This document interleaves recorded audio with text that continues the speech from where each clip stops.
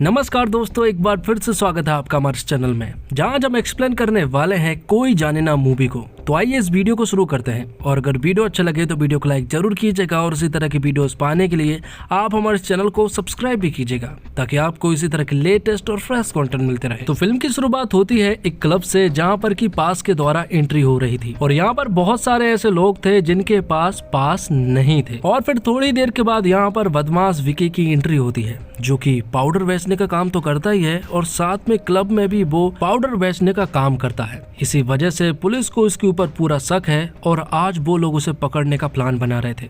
थोड़ी देर के बाद यहाँ पर हम एक सरदार जी को देख पाते हैं, जो कि क्लब में जाना चाहते थे, लेकिन उनके पास भी पास नहीं था, जिस वजह से उन्हें भी बाहर निकाल दिया जाता है। लेकिन सरदार जी को भी किसी भी हालत में अंदर तो जाना ही था, इसलिए वो जुगाड़ करके 6000 रुपए में ब्लैक में एंट्री ले लेते हैं और अंदर पहुंच जाते हैं। तो अंदर पहुंचने के बाद हम देखते हैं कि डांस की एक सॉलिड परफॉर्मेंस हो रही थी। तो जो लड़की डांस कर रही थी, विकी उसके साथ फोटो खिंचवाने लगता है, लेकिन तभी वो उसे इधर उधर टच करने लगता है, जिस वजह से उन दोनों के बीच हाथापाई हो रही थी। लेकिन तभी वहाँ पर सरदार जी आ जाते हैं और वो विकी को एक कमरे में ले जाते हैं। वहाँ जाने के बाद हम देखते हैं कि सरदार जी विकी को मार देते हैं, जिसके बारे में पुलिस को पता लगता है तो वो पूरी तरह से हैरान रह जाते हैं कि आखिर ऐसे कैसे हो सकता है। और यहाँ हम देखते हैं कि वो सरदार जी दरअसल में कबीर कपूर नाम का एक आदमी है, जो कि अपना वेश बदल के यहाँ पर एक लोकल गाय बन जाता है और पुलिस के सामने एक्टिंग करने लगता है कि वो तो यहाँ पर घूमने के लिए आया था। तो पुलिस वाले जब उससे नाम पूछते हैं तो कबीर अपना नाम कबीर कपूर बताता है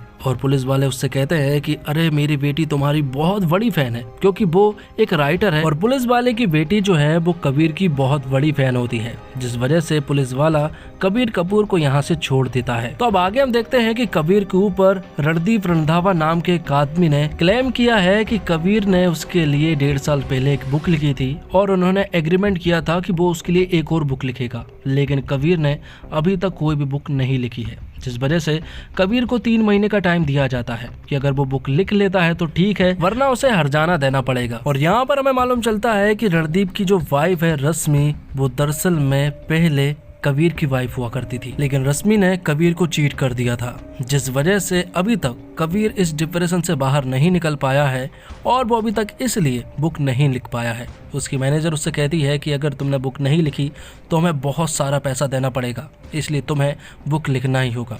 जिस वजह से कबीर प्लान बनाता है कि वो अपने फार्म हाउस पहुंच जाएगा, जो कि पंचगिनी में है। तो अब कबीर जब पंचगिनी के लिए निकलता है तो अपनी कार के आगे वो एक ट्रक को देखता है और वो पंचर हो जाता है, इसलिए ड्राइवर कहता है कि थोड़ी देर रुको। और उसी ट्रक में से हम सुहाना नाम की लड़की को देख पाते हैं, जो कि ट्रक से बाहर निकलकर टहलने लगती है।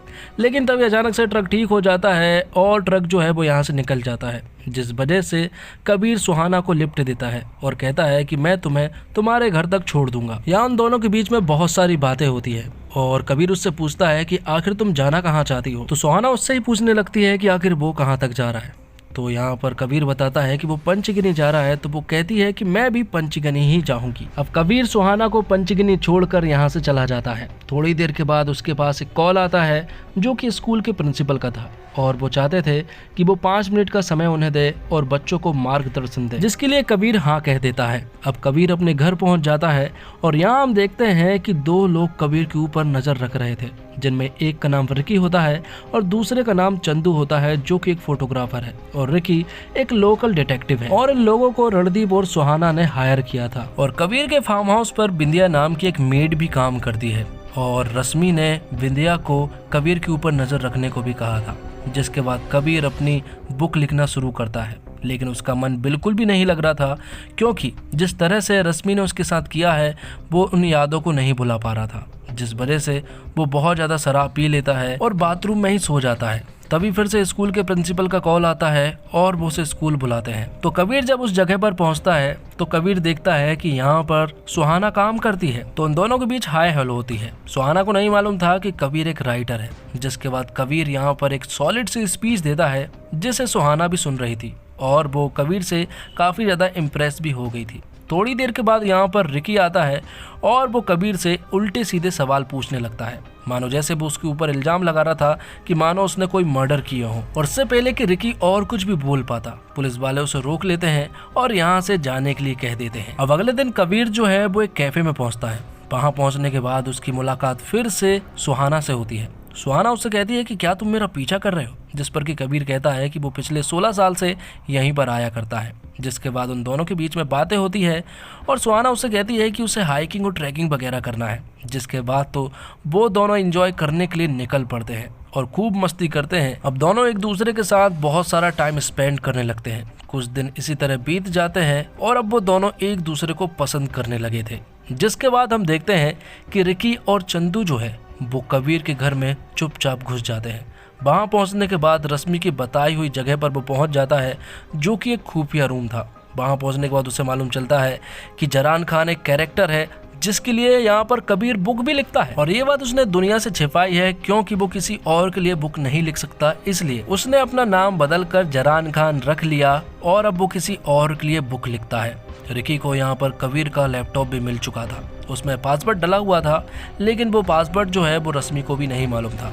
यहाँ पर रिकी जो है वो उसे काफ़ी देर तक खोलने की कोशिश करता है और आखिरकार वो उसे खोलने में कामयाब भी हो जाता है। लेकिन ये बात रिकी ने रश्मि को नहीं बताई थी। उसने तो उनसे ये कह दिया था कि गलत पासवर्ड डालने के कारण लैपटॉप जो है वो पूरी तरह से लॉक हो चुका है। लेकिन रिकी जो है यहाँ पर सारा का सारा डेटा जो है वो कॉपी कर लेता है। यहाँ हम देखते हैं कि कबीर और सुहाना साथ में थे।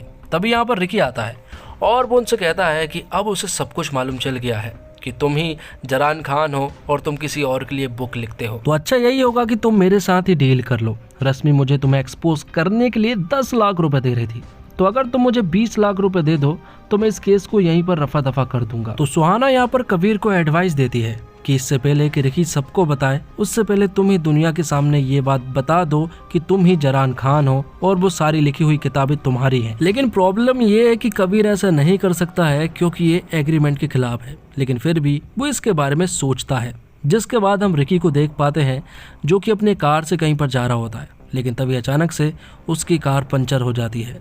थोड़ी देर इधर उधर देखने के बाद रिकी को यहाँ पर किसी के आने की आहट सुनाई देती है। वो पूरी तरह से डर जाता है और तभी यहाँ पर एक आदमी जो है वो उसके आंखों में खंजर घोंप देता है और उसे जान से मार देता है। तो फिर सुबह होते ही मौके पर पुलिस पहुंच चुकी थी। यहीं पर हम उसी पुलिस इंस्पेक्टर को देख पाते हैं जो कि जब रिकी की डेड बॉडी को देखती है तो वो तुरंत ही कबीर के पास पहुंचती है। दरअसल में कुछ दिन पहले रिकी उसके पास आया था कबीर के खिलाफ कंप्लेंट लिखाने कि वो उसे ब्लैकमेल कर रहा है और उसके ऊपर जान जाने का खतरा भी है, जबकि ये सब कुछ झूठ था।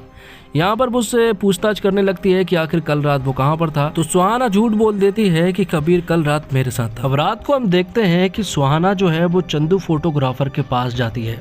जैसे ही वो उसके स्टूडियो में पहुँचती है तो वो यहाँ पर एक आदमी को देख पाती है जो कि चंदू फोटोग्राफर को जान से मार देता है, और यहीं पर सुहाना भी थी। तो वो आदमी सुहाना से कहता है कि अगर तुमने कुछ भी किसी को बताया तो तुम्हें और कबीर को जान से मार दूंगा। और इतना सुनने के बाद सुहाना बेहोश हो जाती है। जब उसे होश आता है तो वो पूरी तरह से घबरा जाती है। तुरंत ही वो अपने होटल पहुंचती है और यहीं पर थोड़ी ही देर के बाद कबीर आ जाता है। कबीर को देखकर वो पूरी तरह से हैरान थी। उसे ऐसा लग रहा था कि शायद कबीर ही जरान खान था और उसी ने चंदू फोटोग्राफर को मारा। जिसके बाद कबीर अपने घर जाता है। वहाँ पर वो पुलिस इंस्पेक्टर पहले से ही मौजूद थी। उसे यहाँ पर कबीर के ऊपर शक है कि उसी ने उन दोनों को मारा है। तो कबीर उसे सब कुछ सच बता देता है कि वो दोनों मुझे ब्लैकमेल कर रहे थे, लेकिन मैंने उन दोनों को नहीं मारा। चंदू फोटोग्राफर के पास ढेर सारी ऐसी फोटोज थी जिनके द्वारा वो बहुत सारे लोगों को ब्लैकमेल कर रहे थे। तो वो पुलिस इंस्पेक्टर ने यहाँ से चली जाती है। जिसके बाद कबीर सुहाना को बताता है कि मैंने अनाउंस कर दिया है कि वही जरान खान है और उसी ने वो सारी बुक्स लिखी हैं। तो अब यहाँ पर सुहाना को यकीन हो जाता है कि कबीर जरान खान नहीं है। और फिर बाद में वो दोनों मिलकर बहुत सारे प्यारे से मोमेंट्स को एंजॉय करते हैं। अगली सुबह जब सुहाना की आंखें खुलती है तो वो बुरा सपना देख कर उठती है। तो यहाँ पर कबीर उससे पूछता है तो सुहाना उससे बताती है कि वो उसे अपने पास्ट के कुछ रहस्य बताना चाहती है। वो बताती है कि उसकी एक छोटी बहन थी जिसका नाम महक है और वही उसकी बेस्ट फ्रेंड भी थी, और हमारी माँ हम दोनों का बहुत ख्याल रखती थी। उसके पिता बाहर काम किया करते थे, लेकिन वो एक एल्कोहलिक थे, जिस वजह से वो सभी को बुरी तरह से मारा करते थे और माँ को हमेशा चिल्लाते और मारते रहते थे।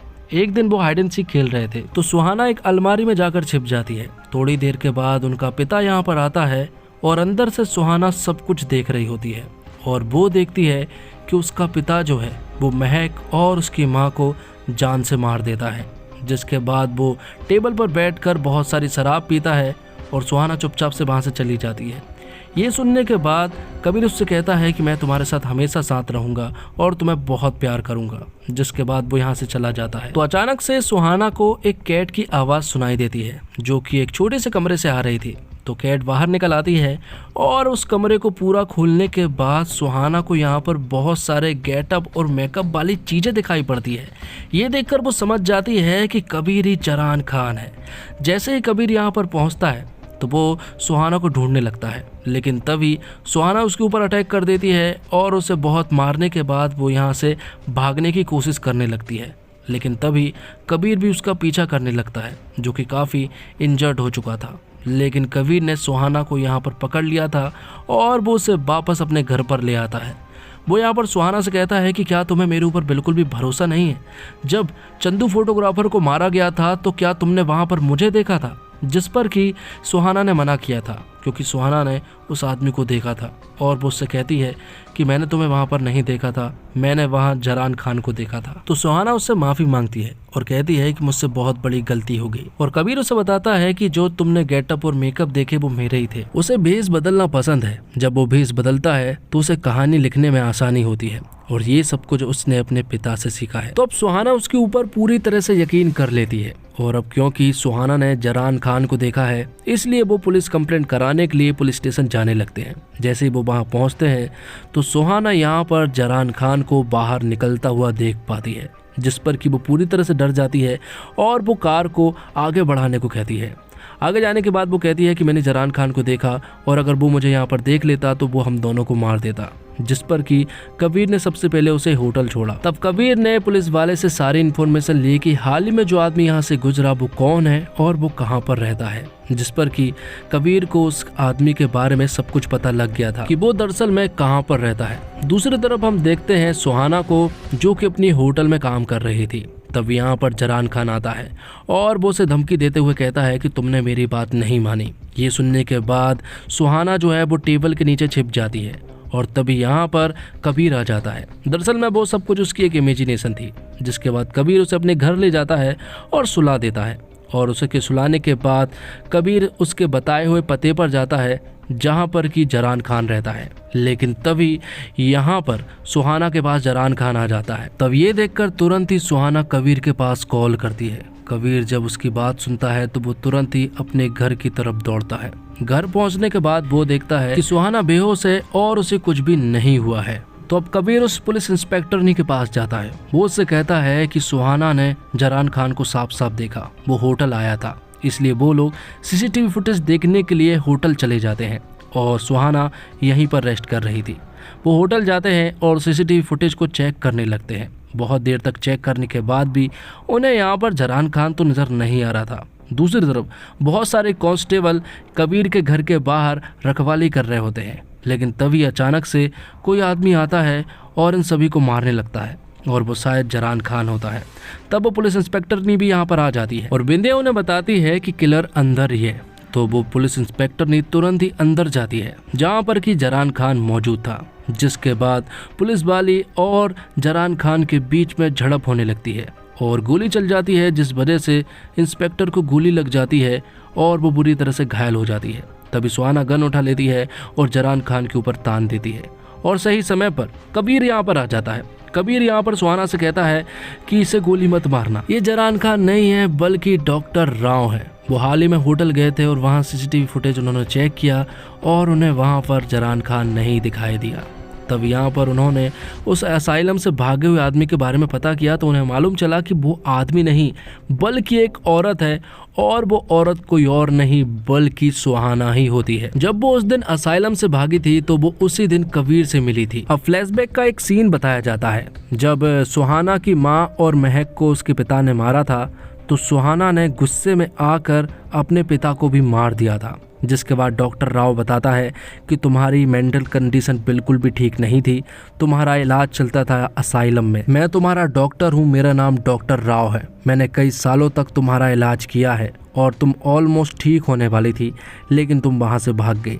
जिस पर कि सुहाना बताती है कि एक दिन वो लाइब्रेरी में पढ़ रही थी, लेकिन तभी यहाँ पर राजू नाम का एक आदमी आता है और वो सुहाना से छेड़छाड़ करने की कोशिश करता है लेकिन ये देखकर सुहाना आपा खो देती है और वो असाइलम छोड़कर यहाँ से भाग जाती है। बाहर एक ट्रक खड़ा हुआ था, वो उस ट्रक में बैठ जाती है और फिर अगले दिन वो कबीर से मिलती है। दरअसल में सुहाना की प्रॉब्लम ये थी कि जिससे वो बहुत ज्यादा प्यार करती है, तो उस प्यार करने वाले को कोई भी प्रॉब्लम ये देता है तो वो उन्हें जान से मार देती है। और जरान खान को उसने अपने कैरेक्टर के रूप में एक्सेप्ट कर लिया था, जिसके बाद उसने ही रिकी की कार के टायर को पंचर किया था और उसी ने रिकी को भी जान से मारा था। सीधी भाषा में कहा जाए तो सुहाना को मल्टीपल डिसऑर्डर था, जिसके बाद उसने चंदू फोटोग्राफर को भी मारा था, क्योंकि वो भी कबीर को परेशान कर रहा था। आगे हम देखते हैं कि कबीर और सुहाना को लेकर ये कांस्टेबल भी बाहर उल्टी सीधी बातें कर रहे थे, जिस वजह से सुहाना ने उनके ऊपर भी अटैक कर दिया था। तो अब सुहाना ये सब देखकर खुद को गोली मारने वाली थी, लेकिन कबीर गिड़गिड़ाते हुए कहता है कि वो उससे बहुत ज्यादा प्यार करता है, अगर वो मर जाएगी तो वो खुद को भी जान से मार देगा। जिसके बाद सुहाना रुक जाती है और इसी तरह से 1 साल बीत जाता है, जिसके बाद हम असाइलम का सीन देख पाते हैं, जहाँ पर कि कबीर ने अपनी दूसरी बुक भी पूरी तरह से कंप्लीट कर ली थी और वो हर सुबह असाइलम खुलने के बाद यहाँ पर सुहाना से मिलने के लिए आता है। यहाँ पर डॉक्टर राव कहते हैं कि कुछ ही दिनों के बाद अब सुहाना बिल्कुल ठीक हो जाएगी, लेकिन यहाँ पर इंस्पेक्टर ने कहती है कि उसे बहुत अच्छे से मालूम है कि जरान खान कौन है। दरअसल में जरान खान तो कबीर है। वो अपने गेटअप को चेंज करता है और लोगों को बुरी तरह से मारता है, क्योंकि उसकी फाइल ओपन है और मुझे पूरा यकीन है कि जरान खान कबीर ही है। और फिल्म में भी आखिर में ये भी नहीं बताया गया कि असली जरान खान कौन है, लेकिन फिल्म की शुरुआत में हमने कबीर को सरदार जी के गेटअप में बदमाश विकी को मारता हुआ देखा था, जिससे हमें भी पता चलता है कि रियल जरान खान तो दरअसल में कबीर कपूर ही है। और इसी के साथ ये फिल्म यहीं पर खत्म हो जाती है। तो दोस्तों, उम्मीद करता हूँ आपको वीडियो पसंद आई होगी। वीडियो पसंद आई हो तो वीडियो को लाइक जरूर कीजिएगा और इसी तरह की वीडियोस पाने के लिए आप हमारे इस चैनल को सब्सक्राइब भी कीजिएगा, ताकि आपको इसी तरह के लेटेस्ट और फ्रेश कंटेंट मिलते रहे। मिलते हैं एक और कमाल की वीडियो के साथ, तब तक के लिए आप हमारे चैनल के साथ बने रहिए। धन्यवाद। जय हिंद, जय भारत, जय श्री राम।